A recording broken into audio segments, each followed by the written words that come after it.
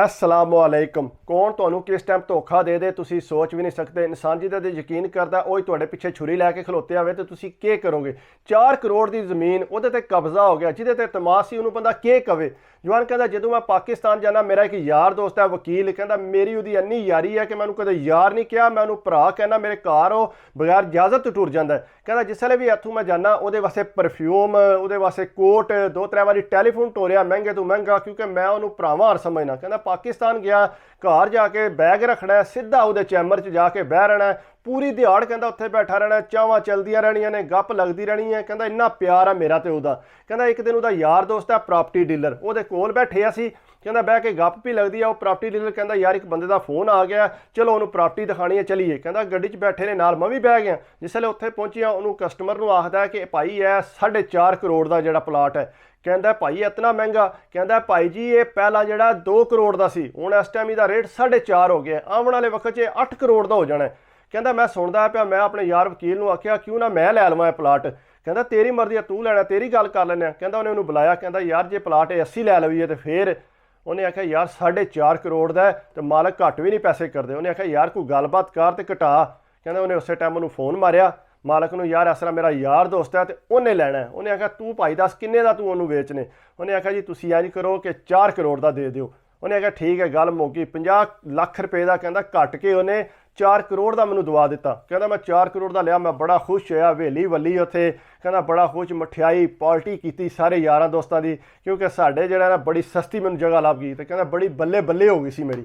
कहता मैं उत्थों वापस आ गया, कोई तकरीबन 6 महीने गुजरे ने, पता लगा कि उस जगह ते 10 बंदे आके बहरे मंजियां डा के उन्हें झुग्गियां पा लिया ने। वो कहते जी ये जगह साडी है।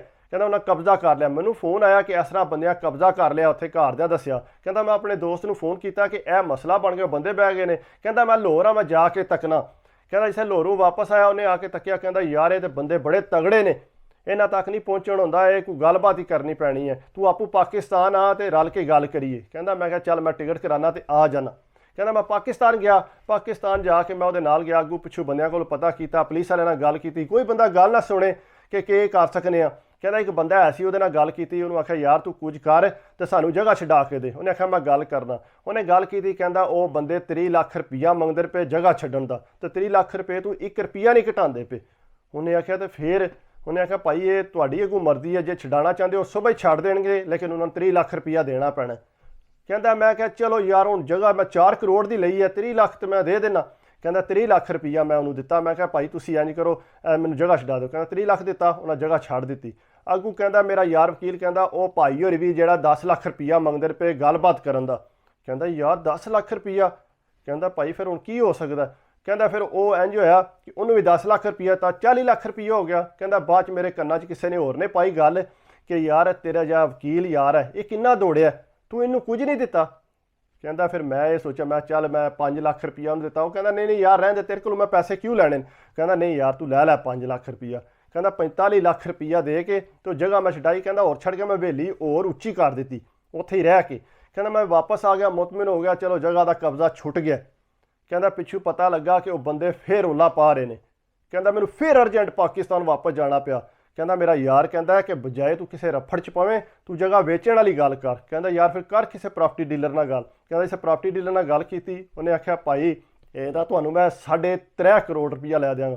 उन्हें आख्या 3.5 करोड़ रुपया, यार मैं तो इन्नी महंगी जगह ली है 4 करोड़ की, तो उत्ते इन्ने पैसे लग गए। उन्हें आख्या भाई जी हुण हो गई है जगह रोले वाली, तो इस वास्ते तुहानू 3.5 करोड़ लभदा पिया, ये गनीमत है, तो तुसीं मेहरबानी करो तेनू जगह नूं छड्ड दिओ, ये ना होवे तुहाडे सारे पैसे रुड़ जाण।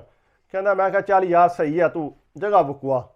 कहता जगह उन्हें वकवाई 3.5 करोड़ की मैनू वेच दी। मैं कहता वेची तो अगों मैनू पता लगा कुछ थोड़े अरसे बाद वो जगह जिहड़ी है मेरे यार वकील ने लई सी।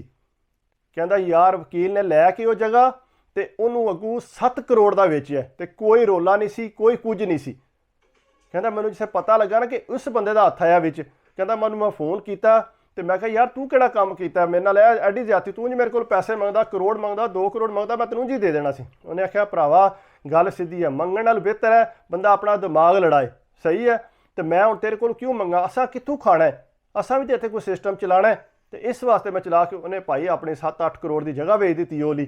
तो उन्हें चंगा भला पैसा इकट्ठा कर लिया ਕਿਉਂਕਿ ਇਸ ਵਾਸਤੇ ਜ਼ਿਆਦਾ ਜਿਹੜਾ ਇਤਮਾਦ ਹੈ ਨਾ ਇਨਸਾਨ ਨੂੰ ਲੈ ਡੁੱਬਦਾ ਹੈ। ਕੋਸ਼ਿਸ਼ ਕਰਨੀ ਚਾਹੀਦੀ ਹੈ ਬੰਦੇ ਨੂੰ ਆਪਣੇ ਤੱਕ ਹੀ ਰਹਿਣਾ ਚਾਹੀਦਾ ਹੈ। ਯਾਰੀ ਦੋਸਤੀ ਬਿਲਕੁਲ ਰੱਖਣੀ ਚਾਹੀਦੀ ਹੈ, ਮੈਂ ਨਹੀਂ ਕਹਿੰਦਾ ਨਹੀਂ ਰੱਖਣੀ ਚਾਹੀਦੀ, ਲੇਕਿਨ ਇਹ ਹੈ ਕਿ ਇਤਨਾ ਨੁਕਸਾਨ ਤੁਸੀਂ ਕਰ ਦਿਓ, ਇਹ ਤਾਂ ਬਹੁਤ ਬੁਰੀ ਗੱਲ ਹੈ। ਇਸ ਵਾਸਤੇ ਕੋਸ਼ਿਸ਼ ਕਰਿਆ ਕਰੋ, एहतियात करिया करो। जगह बेशक पाकिस्तान बनाओ, लेकिन इस तरह बनाओ कि ज़्यादा किसी पर एतमाद ना करो।